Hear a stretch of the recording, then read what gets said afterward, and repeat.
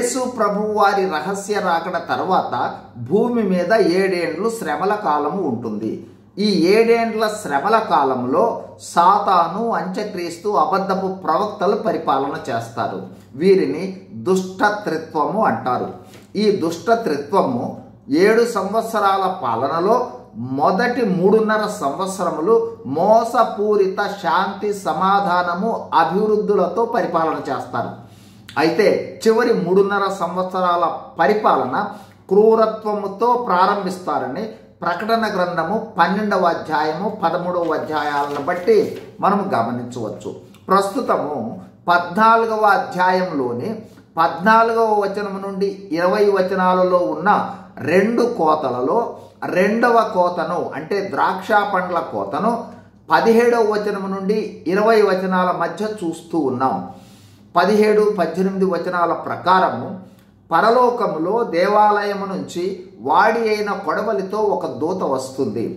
మరో దూత బలిపీఠము నుంచి వచ్చి వాడి అయిన కొడవలి గల దూతతో ద్రాక్ష పండ్లు పరిపక్వమైనవి, గెలలు కోయమంటుంది. ద్రాక్షల కోత అంటే దుష్టులను సమీకరించుట. ఇప్పుడు ప్రకటన 14వ అధ్యాయం 19వ వచనం. కాగా ఆ దూత తన కొడవలి భూమి మీద వేసి భూమి మీద ఉన్న ద్రాక్ష పండ్లను కోసి దేవుని కోపమును ద్రాక్షల పెద్ద తొట్టిలో వేసెను. క్లుప్తంగా ప్రకటన 14, 17 నుండి 19 వచనాలు. 1. పరలోకములో కొడవలితో దేవాలయం నుంచి మొదటి దూత వస్తుంది. 2.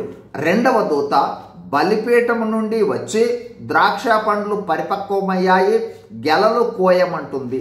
ద్రాక్ష పండ్ల పరిపక్వత అంటే దుష్టుల పరాకాష్ట. కొడవలి కోతకు సాదృశ్యము. కోయుట అంటే దుష్టుల సమకూర్పు. 3. రెండవ దూత చెప్పిన వెంటనే మొదటి దూత కొడవలి భూమి మీద వేసి భూమి యొక్క ద్రాక్ష పండ్లను కోస్తాడు. 4. కోసిన తరువాత ద్రాక్షలను సేకరిస్తాడు అంటే అనీతిమంతులను సమకూర్చుతాడు. 5. ద్రాక్షలను పెద్ద తొట్టిలో వేస్తాడు. 6. ద్రాక్షలు అంటే దుష్టులు, పెద్ద తొట్టి అనగా దేవుని కోపము లేదా ఉగ్రతను ద్రాక్షల తొట్టి. 7.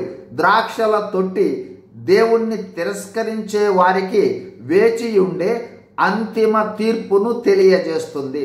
20వ వచనాన్ని తర్వాత వీడియోలో ధ్యానిద్దాం. God bless you. Thank you.